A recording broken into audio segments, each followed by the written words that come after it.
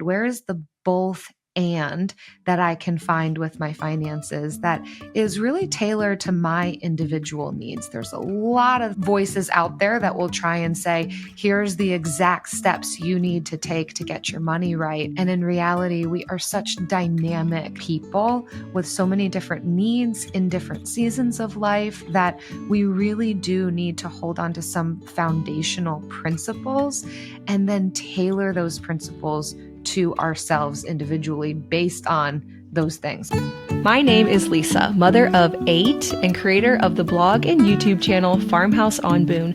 Join me as I share with you my love for creating a handmade home from scratch cooking and a little mom and entrepreneur life along the way.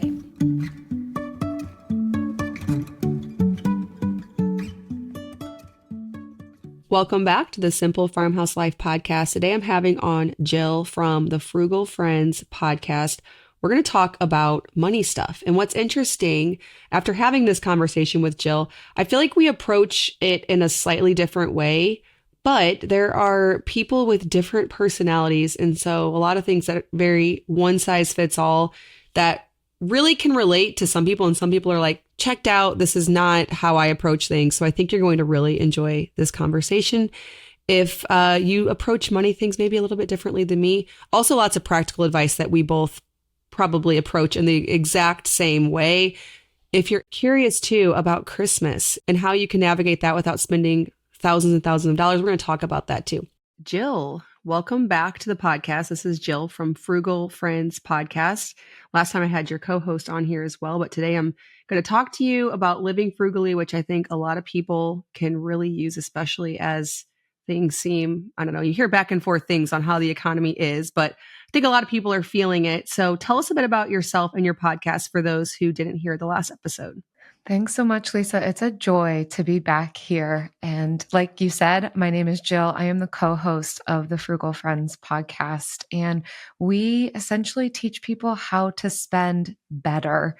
We talk about values-based spending and what you're describing, how to manage our finances well in a way that's going to benefit us within the current context that we're living. Yeah, I like that because it's not always spend as little as possible always, which I think there's a time and a place for that. I definitely had times in my life where that was like the whole, like people would say, oh, make a budget for this, make a budget for that. I'm like, my whole goal, there's not really a budget because that would probably mean spending more, is just to spend as little as possible. And there are times for that. But then there's also a time and a place to define your values and spend more intentionally. I think that is the main message of your podcast and your mission. So let's talk a bit about that, how to find and spend on things that you value. Absolutely. We love to talk about values-based spending, which is a whole lot more comprehensive than just budgeting. A lot of times in this personal finance space, we hear people start with a budget, do a budget. And as you're describing too, Lisa, that can feel really restrictive. It can feel a lot like deprivation. And we also think there's a whole lot more of a holistic approach we can take to our finances than just putting numbers on paper that are based on this myth of needs versus wants. And so coming from an understanding of a whole person perspective, recognizing that we are emotional, relational, physical, and financial beings, it takes all of that into perspective. So often we do want to jump to the action of, okay, just tell me what to do. How do I align my finances and it's all going to work perfectly? And we know that that's just not reality. And so instead, we want to look at what makes us tick? What do we actually value?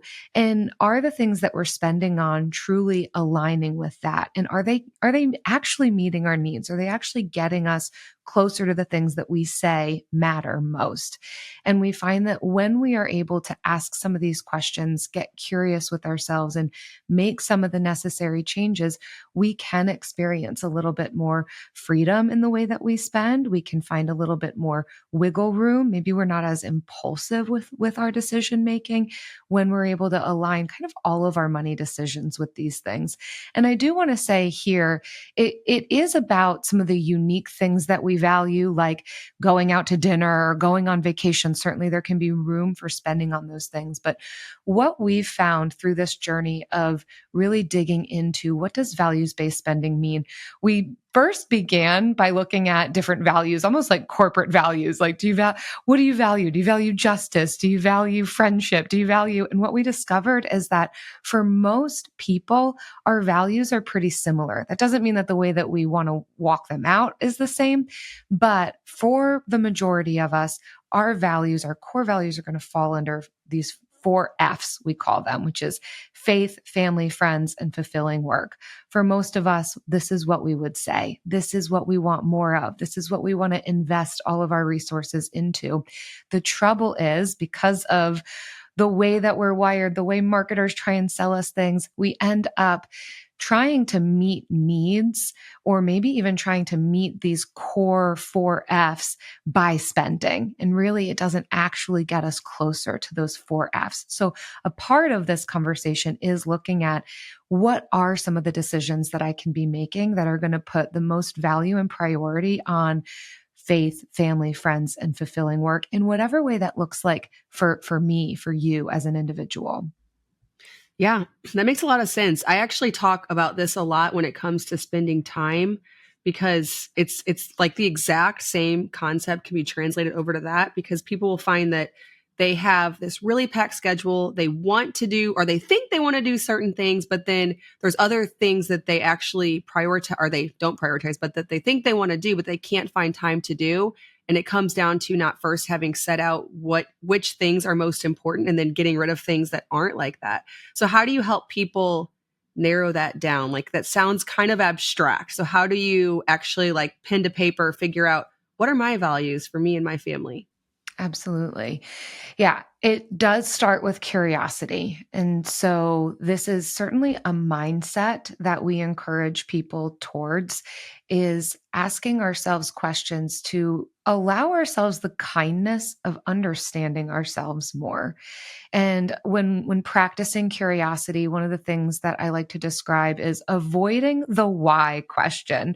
Not that we can't ever ask why of ourselves or others, but when it comes to our own personal finances and spending habits, it can really put us on the defense. It's the difference between, why do I spend so much at Target when I was only going in for one thing every single time, to what is it about the various things at Target that I'm enjoying or feel life-giving to me? What are they providing to me?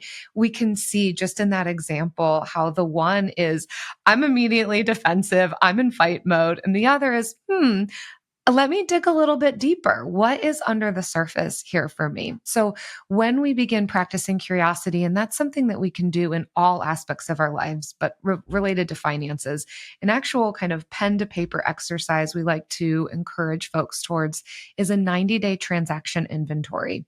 So this would be compiling all of your transactions, whether they're bank statements, credit card statements, including everything, including your living expenses, your bills, all of the things that are considered fixed expenses, as well as your discretionary expenses.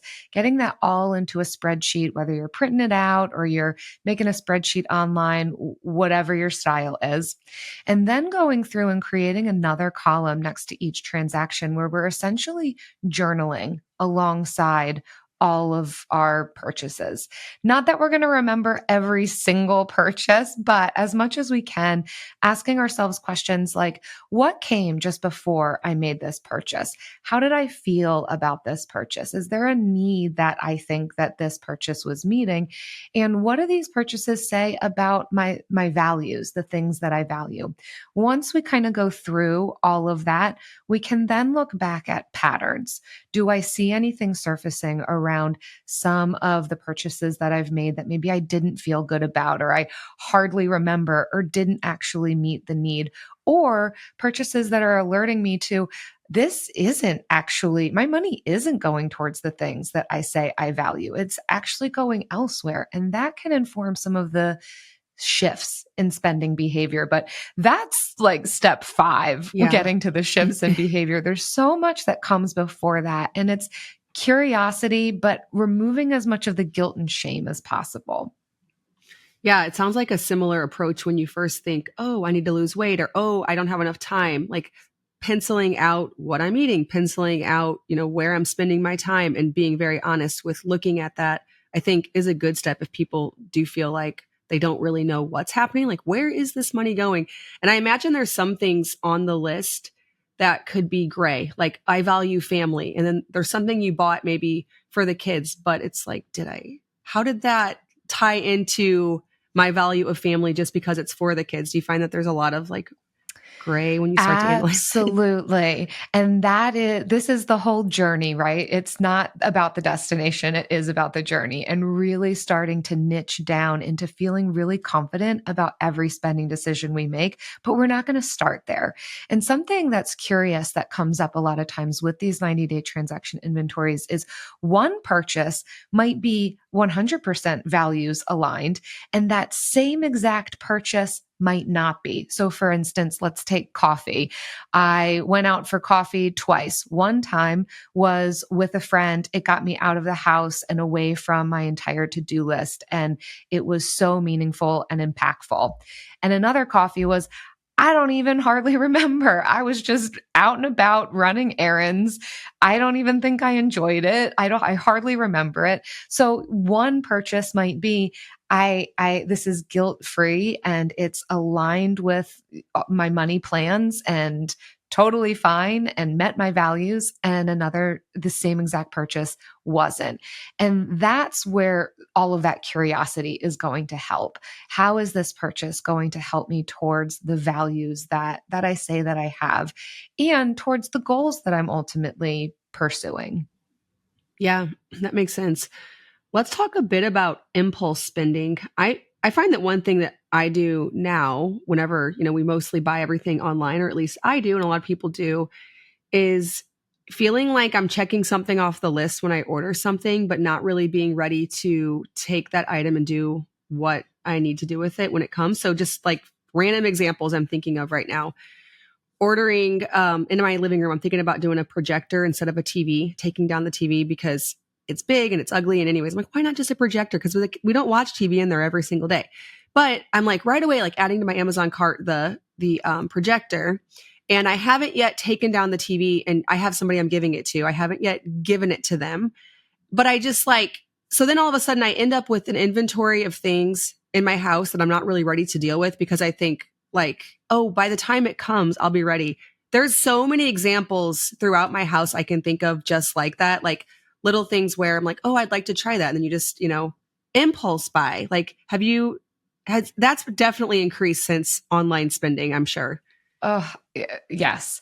We have been so conditioned to buy our way out of whatever problem it is that we're facing. And in many ways, it Yes. has dampened our creativity, our problem solving abilities, when we can just one click buy from our cell phones in our pockets the solution to whatever it is. And it might even be a made up problem or a made up Right. need. Yeah. It might not actually be aligned with how we want to spend our money in a beneficial way for us.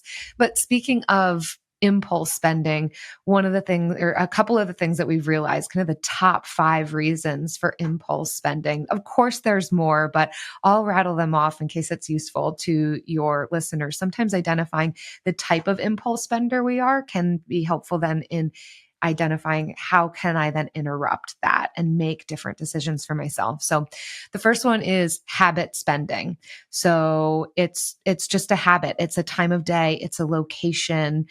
It prompts me to purchase, or without even thinking it, buy XYZ item.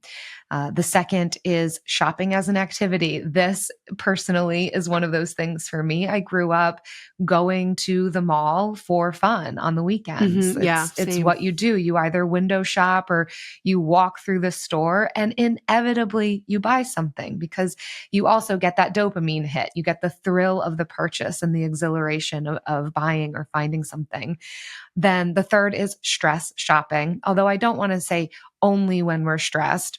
Also, any emotion can lead to impulse purchases, whether we're happy or sad or feeling celebratory, can lead to, oh, this wasn't in my plan. I didn't plan on buying this, but I'm feeling this emotion. It's leading me to be spending. The fourth is social influence. And as you've already mentioned, Lisa, just the access to the internet and even those around us. We can see what other people have online. We can see what our friends have, what our neighbors have, and feel as though, oh, if I had that thing, my life will be more efficient, or I'll have this greater sense of belonging, or I'll achieve that aesthetic that I think my value is attached to. And then the fifth is just the thrill of the hunt. This one is also me too. I am definitely a thrift store girly, and I love digging, and I love the thrill of a deal too. I think those can kind of be connected as well. When you've got this urgency or fear of missing out on a good deal, it can lead us to purchasing something that we weren't planning on just because we like the hunt of it.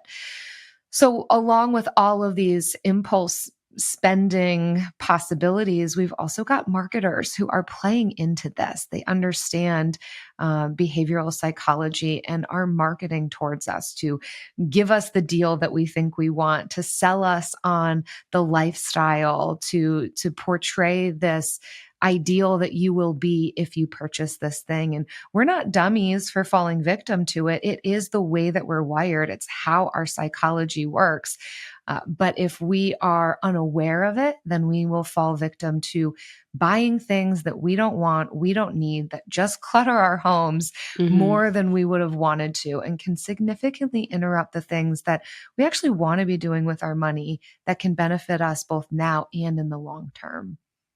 Yeah, you mentioned earlier the creativity aspect and thinking like, oh, I'll just buy my way out of this problem. And I can see this pretty clearly because there was so many years in my life where I was just like, we were trying to pay down our house. And so we were keeping everything very, very thin and just making sure that we could achieve the goal that we had. And I just would always figure out a way to not need to buy something. I mean, things now that I would be like, oh, I'm definitely just going to get it, you know? But it is amazing when you don't feel like there's an option for it, how you can actually come up with a free or no spending way to do it.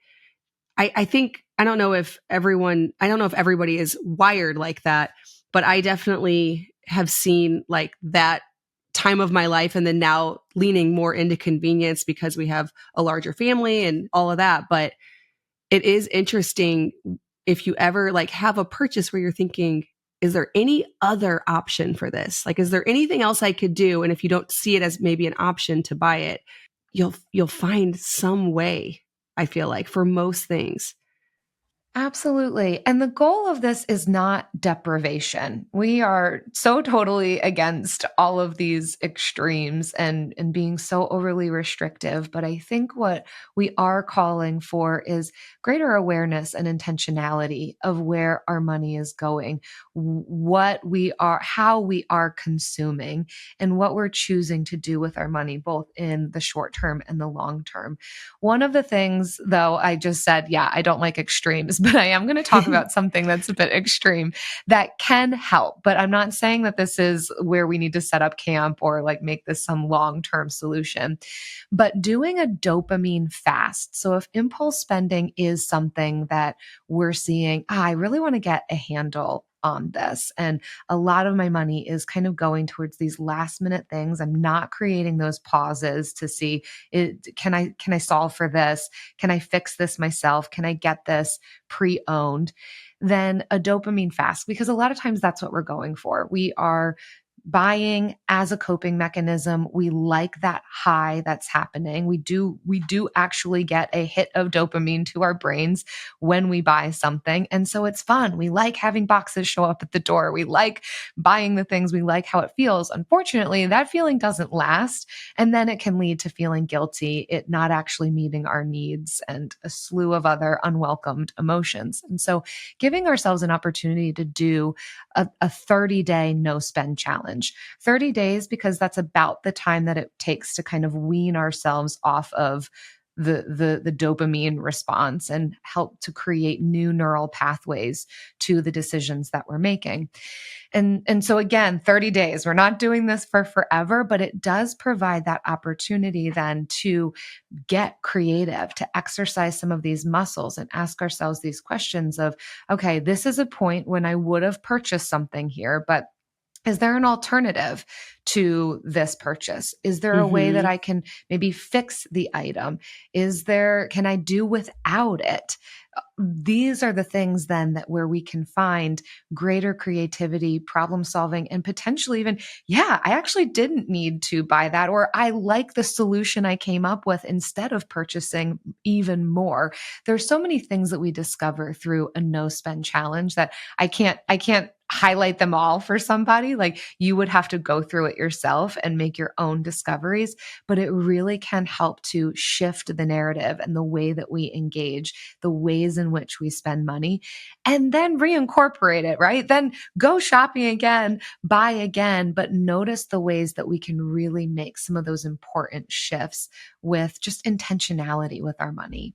Well, yeah, putting that 30-day no spend in place is going to force you to be creative because you don't see buying something to solve your problem as an option. And that's totally what I was saying. I know that the extreme is not what you want to teach people, but I think exercising that muscle so that every single time you have a thought, it's not quickly jumping to a purchase, but maybe having a pause, like you said, interrupting that and thinking, is there something else I could do? Is this really going to be crucial to my life? Because so many times there's things that we purchase, we think this is going to change my life, even like down to a vacuum. My sister was asking me about one of my vacuums that I have. And I was like, honestly, like I like it for certain things. I like it for a rug, but like right now she was at my house. This mess here in my kitchen is better suited for our broom. It just is. Like the broom will do a better job. She's like, really? I'm like, yes. Like, unfortunately, it's still the better tool for this job. Yeah. And it might not be as fun as being able to one click buy and get a package to the door. But again, the long-term satisfaction and the habits that that creates over time, not still having permission to buy things, but making sure we actually really need that thing. And it's going to bring greater levels of efficiency into our lives. One of the studies that we came across, so Jen, my co-host, and I recently wrote a book called Buy What You Love Without Going Broke. And I came across this study for it that was so interesting to me. It was, I believe, Harvard Business did this review of a bunch of different companies. And in one set of corporations, they gave their teams limitations on a certain project. They had budgetary restrictions and time limitations and resource limitations. And the second group at other corporations had no limitations on time, money, resources, sky's the limit. And what they actually found is the groups that had the limitations, the parameters, the restrictions actually showed greater levels of creativity and productivity and ability to problem solve than the group that had zero limitations. And this was so encouraging to me, who is not flushed with cash, who feels as though I've got so many competing goals for my money. And I think that it would bring me so much value to have unlimited opportunity to impulse spend, to realize, no, actually, the parameters and the limitations are what create the context for creativity. And this is the space in which we then find greater satisfaction and fulfillment and productivity, and actually get to exercise some of our problem solving abilities and really zero in on what actually will meet my need, rather than this easy buy, this easy purchase that might only meet my need 50%. Is there a way that I could meet it 100%, and maybe it costs less or it's free? I mean, I'm just thinking about beauty in homes. So I'm thinking about homes I've been to that the owner of that home is extremely frugal, has zero budget to devote to home decor. And then I'm thinking of fancy. I have like literal places I've been in my brain right now. Fancy, like someone very wealthy, and thinking about like the style and charm of the home. And honestly, the creativity that went into this person's home that I'm thinking about that had no budget, it was such a warm and welcoming place. Like there's really no easy button for that even. Like I wish there was, or maybe I don't. It just really depends on, budget. But like even that, like you can't outspend sometimes to make something beautiful and meaningful.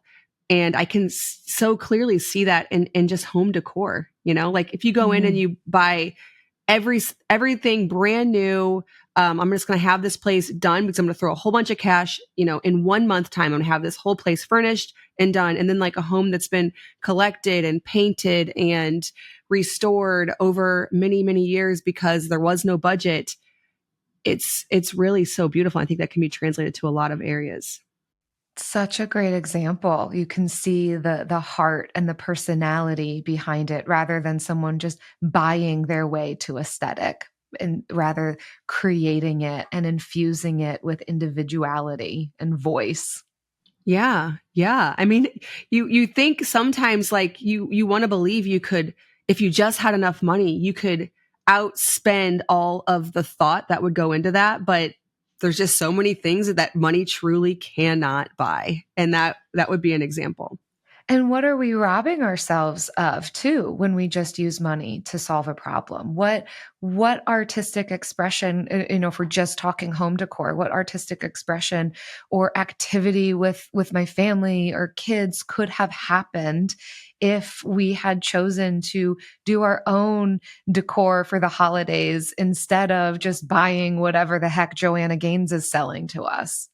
Yeah.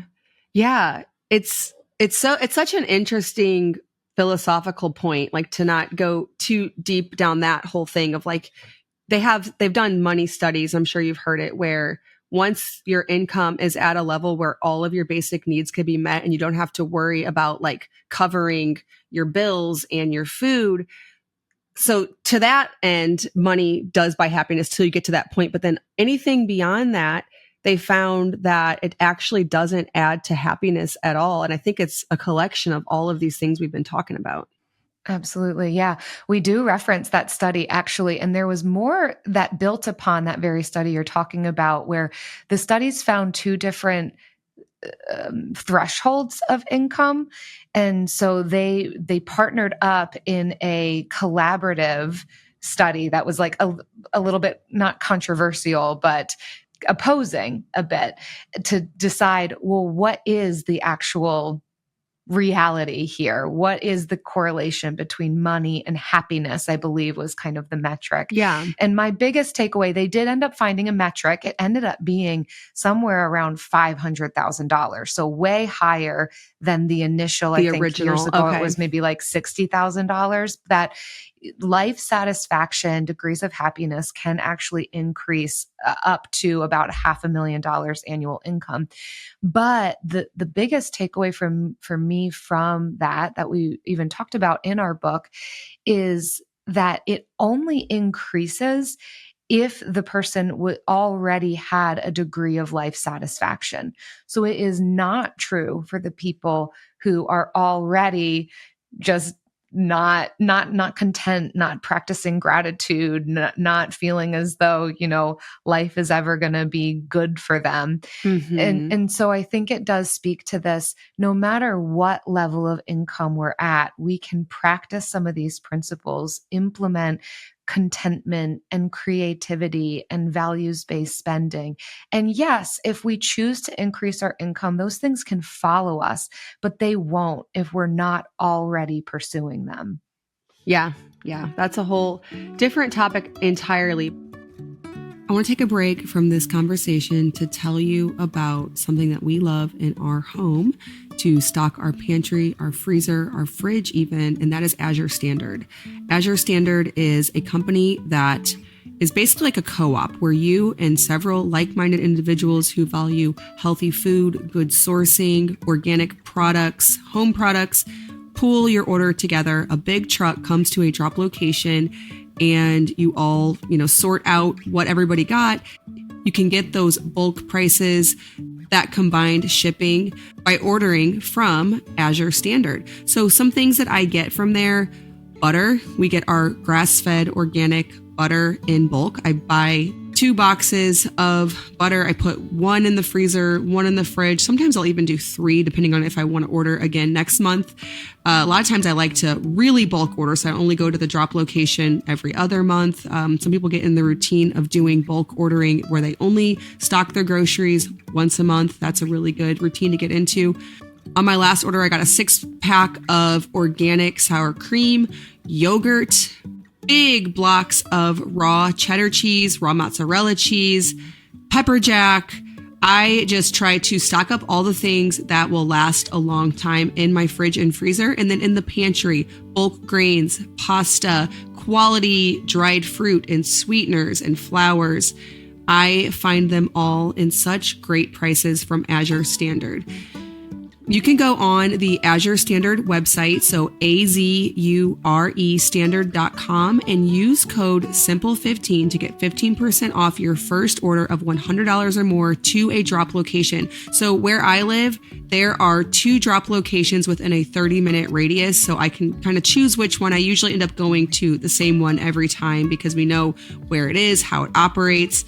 And likely there will be a couple options in your own area. Now, if there aren't, you can even set up an Azure Standard drop if you find that there's interest for something like this in your area. Most likely there's already a drop location or there's lots of interest for things that people want that they can't find for a great price locally, where a co-op situation like this would really benefit. So something, for example, like raw cheese. If we go to the grocery store here and get raw cheddar cheese, you can get a little tiny block for $8 or $10, whereas a really large block I can get from Azure Standard for a much better price. I like to compare like ounce to ounce, pound to pound to really see how much I'm saving. And once you have all the things that you repeatedly get from Azure Standard, the ordering process is really easy because you just go on and order your usuals. I find that the first time can take a while. You'll want to browse around the website, see what they have, see what you're already maybe buying or things that you wish you could get for a good price, good sourcing. And then once you compile that, just go into your last order, make it very streamlined and easy.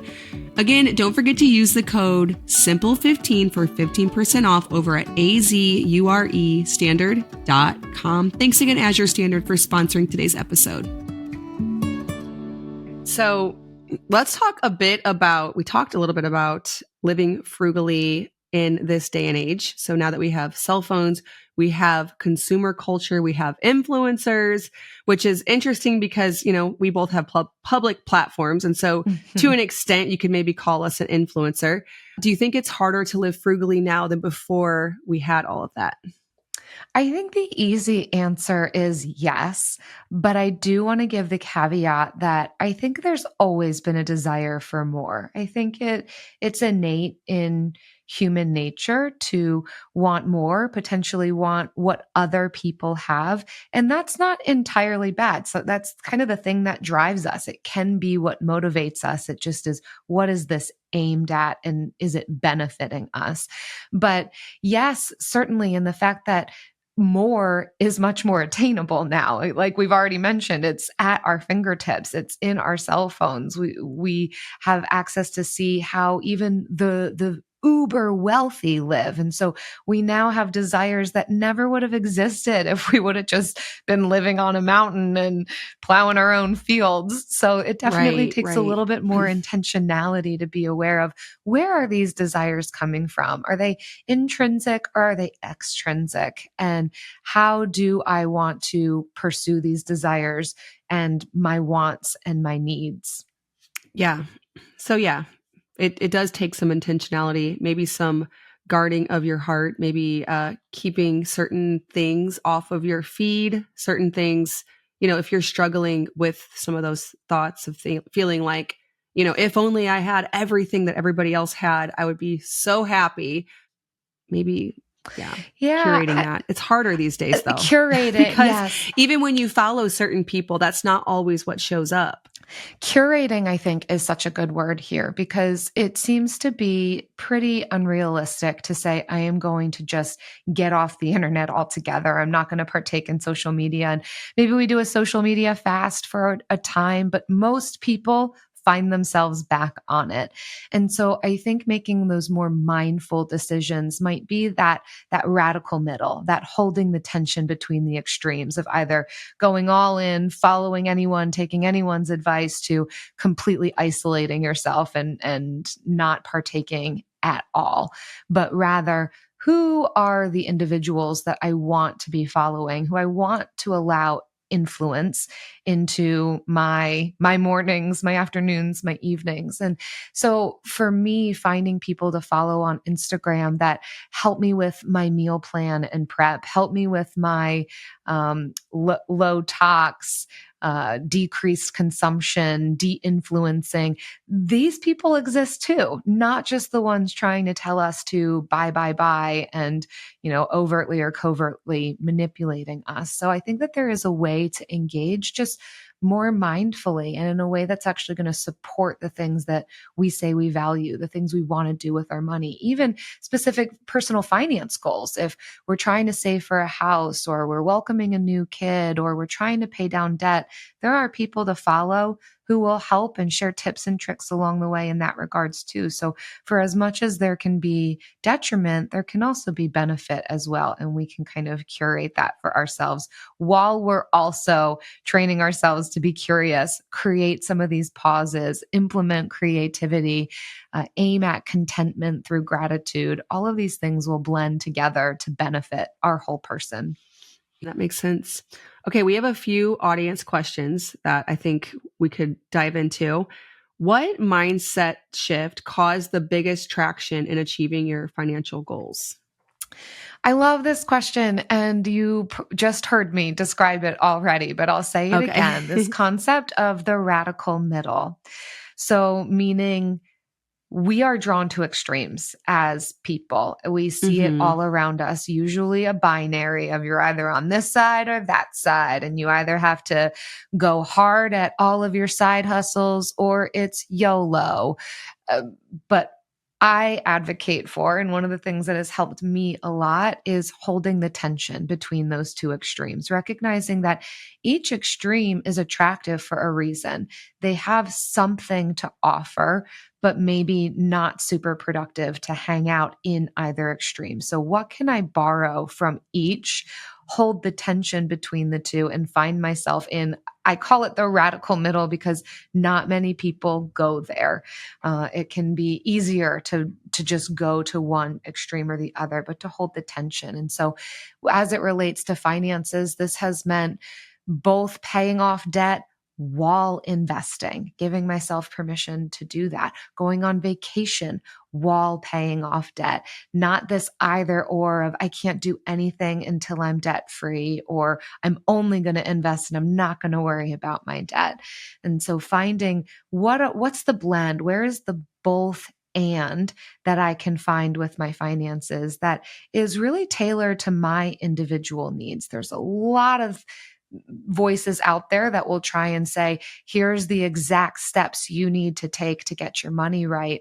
And in reality, we are such dynamic people with so many different needs in different seasons of life that we really do need to hold on to some foundational principles and then tailor those principles to ourselves individually based on those things, our season, the money that we have coming in, our particular aim at our values, and finding the way to have both and it not just need to look one exact way. Okay, so the $1 million question, how to navigate and budget with all of the rising grocery costs that everybody's seeming to feel right now? Oh, this is such a tough one. And I'm here with y'all too. So I love the grocery question, the food question, because people are obviously onto something and identifying a pain point here. And I want to highlight with this that food is part of the big three. So when we look at our finances, usually we are spending the majority of our money on three main areas, which is housing, transportation, and food. But food decisions is the one category of those three that we're making on a daily basis. Most of us are not making housing and transportation decisions on the reg. So it is worthwhile. It's certainly worthwhile to look at the transportation and housing decisions that we're making, because one smart decision there could help us not have to worry so much about our grocery bill, right? If we make wise decisions with buying a house that's actually within a price point that we can afford, helps free up a lot for us. But I'll focus on the groceries here because yes, it is an area that the majority of our money does go to behind those other two. And I think, again, this one needs to be taken from both an ideological and a tangible perspective. So we need kind of that mindset shift around choosing to understand ourselves before we jump to action and laying some of that groundwork for sustainability. And so some of this might have to do with what is our priorities in this season of life?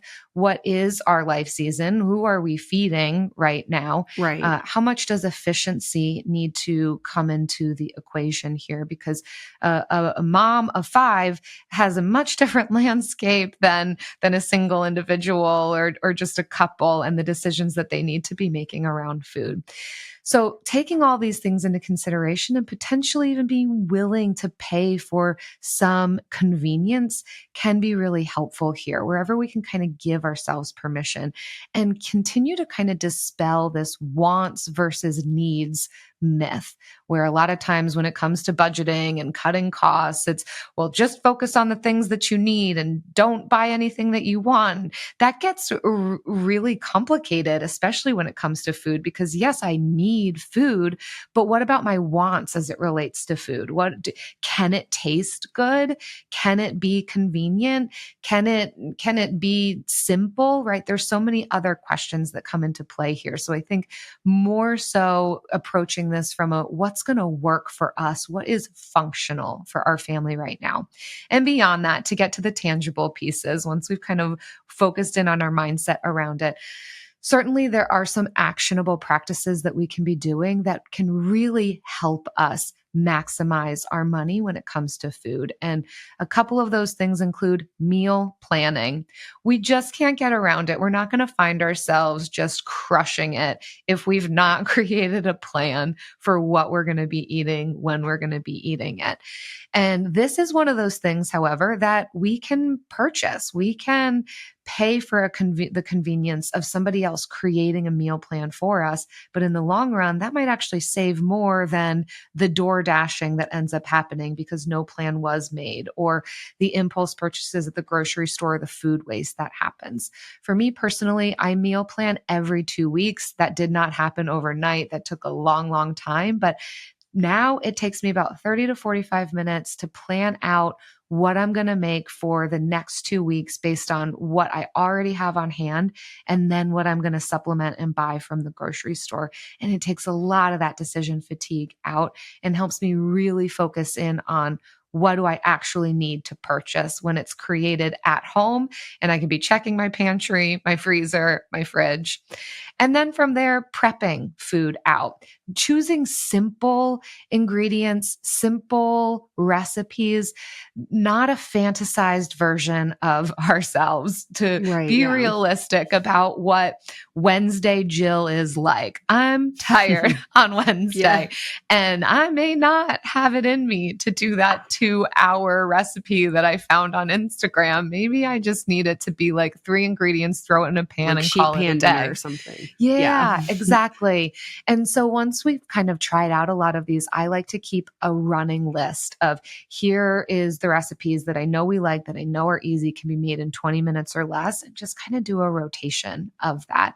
And then finding ways to be able to prep ingredients really easily, whether it's making a bunch of shredded chicken in one day, bagging it up, and now you've got options to throw on top of a salad, to make barbecue sandwiches with, to add to enchiladas. Like, there are some hacks, again, by following people on Instagram, that you can learn about to be able to make meal prepping a whole lot easier, and considering ways to reuse ingredients. And my last bit on the whole grocery shopping and food is making it fun and considering doing this with friends. Community is one of the core principles that we believe is helpful in just overarching good financial practices. our community, our relationships play a big role in that. And one of the things that I love to do is get together with a friend and cook meals together. If we've already got to do it, if it's already an obligation, we might as well do it with other people and have fun with it. So one of the things that I'll do, this is happening actually this upcoming weekend, a friend's coming over. She's getting her ingredients. I'm getting my ingredients. I'll make 3 freezable meals. She'll make 3 freezable meals. We split them in half and we walk away with 6 different meals. And so that makes it fun. We spend the day together and then we get some variety. We get to stock up our freezers. So there's a lot of different things that we can consider and get creative with, given the parameters and the restrictions of inflation, increased food costs. There can be a way forward for us.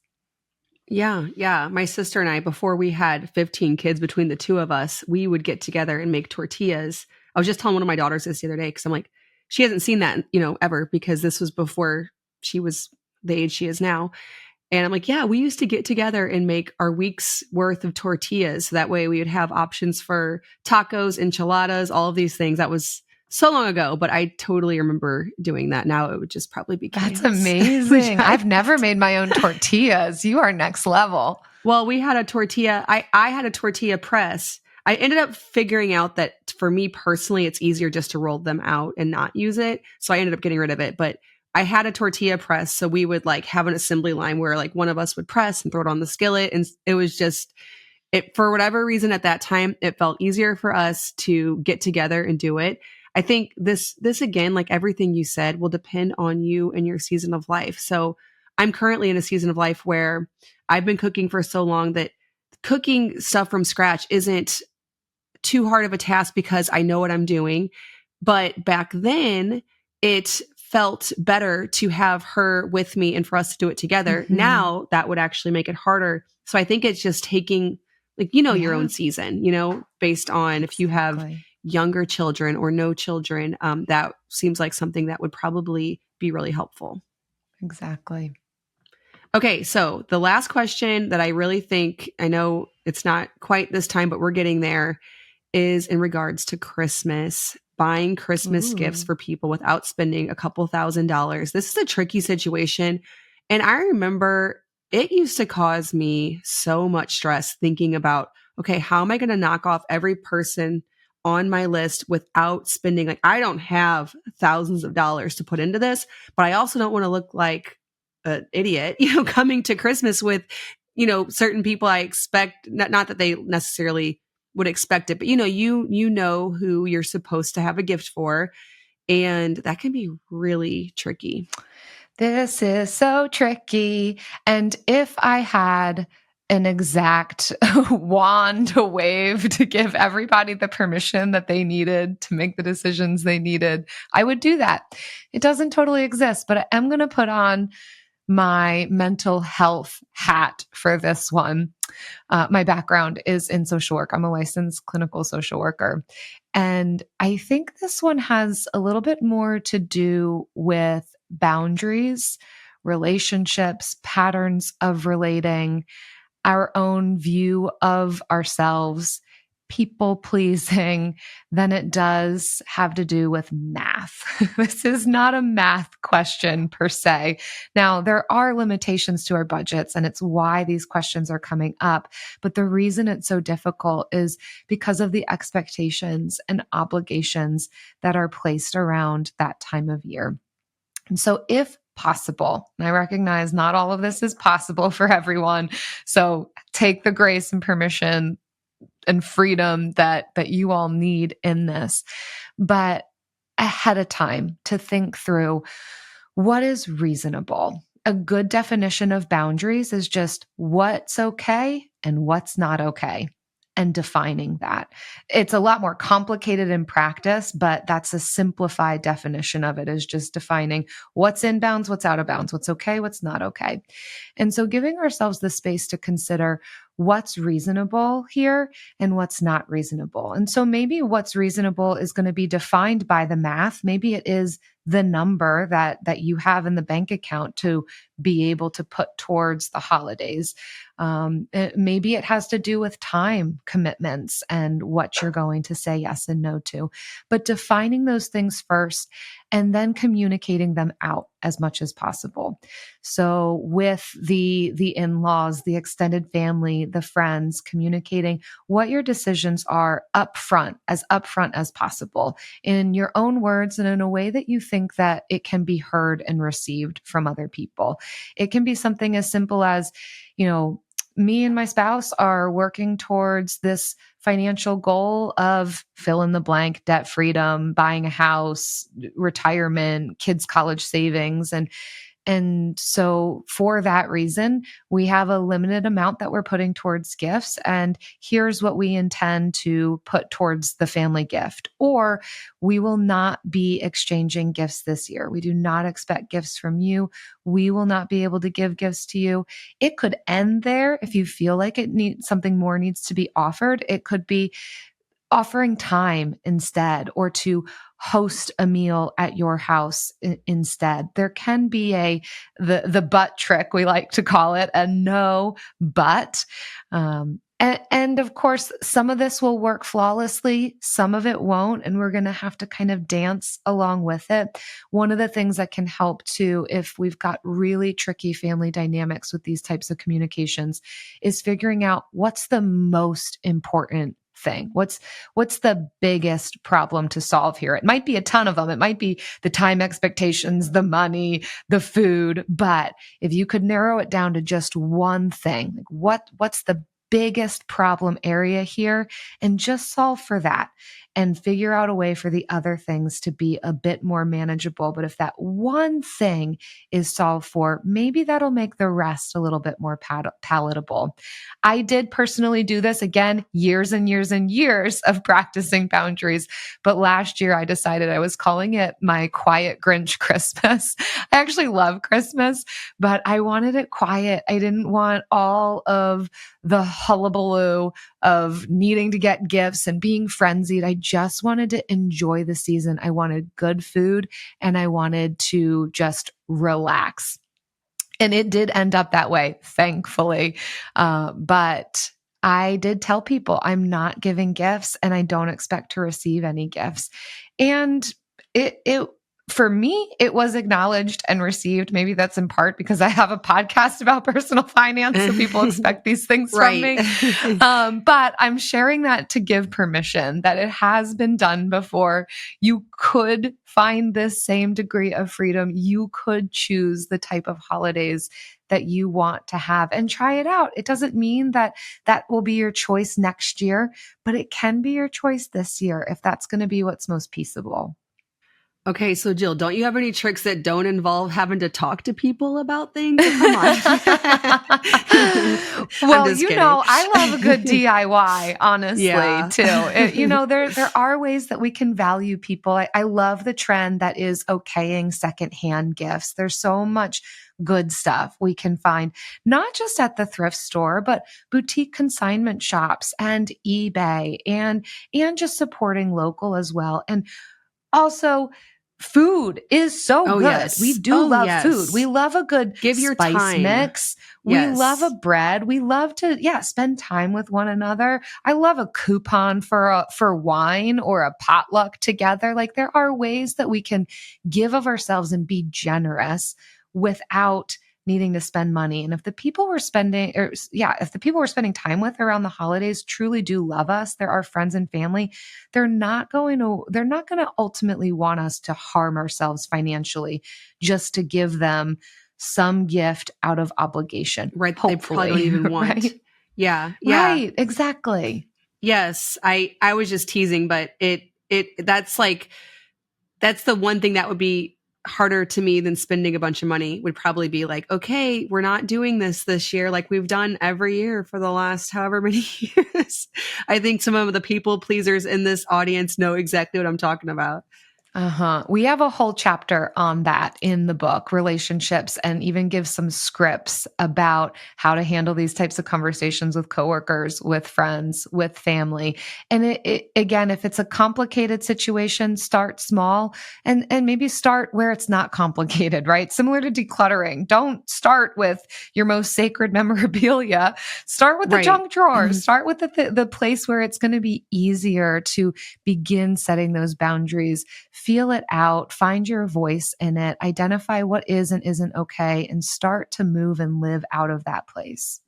Yeah. And real quick on your getting gifts from the thrift shop thing, for years, I've been saying for at least kids' gifts, the only difference is literally the box, because you go to a thrift shop in your area, or at least in my area, the whole entire toy is there with all the pieces. It's just not in a pretty box. I am literally spending, 500% more or more for a nice box that my kid doesn't give a rip about. So yeah, permission to 100% at least get your kids' gifts at the thrift shop.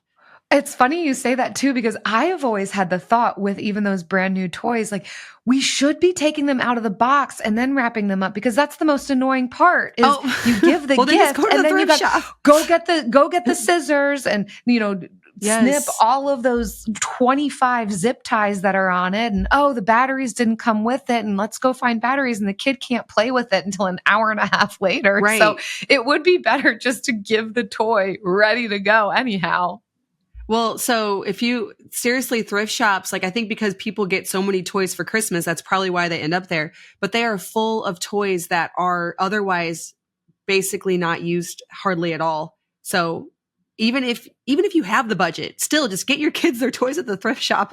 They won't know any different, and the toys will be ready to, use, like you said. Totally makes sense at the very least. Okay, so tell us about your book, your podcast, where we can follow up and learn more. So the book is currently available for pre-order. It's called Buy What You Love Without Going Broke, and it can be purchased at buywhatyoulovebook.com. It's all about spending better and laying some of these foundational mindset principles to making money decisions that we can feel really good and confident and shame-free about. And we've got a podcast that we put out 2 episodes a week, Tuesdays and Fridays, called Frugal Friends, and you can listen to it wherever you get your podcasts. Awesome. Well, thank you so much, Jill. I really appreciate it. I think that what you shared will be helpful for a lot of people. I think you and I approach money maybe in a slightly different way, but that's good, because there are people who, when I share my advice, might think, that's just not how I operate. And so it's good to have those different perspectives for different personalities. So I really appreciate it. It's not a one size fits all. There is freedom in this. And anyone who says differently, I'd question them. Yeah. Awesome. Well, I appreciate that. Thank you so much. Thanks, Lisa. All right. Well, thank you so much for listening to this episode, and I will see you in the next episode of the Simple Farmhouse Life podcast.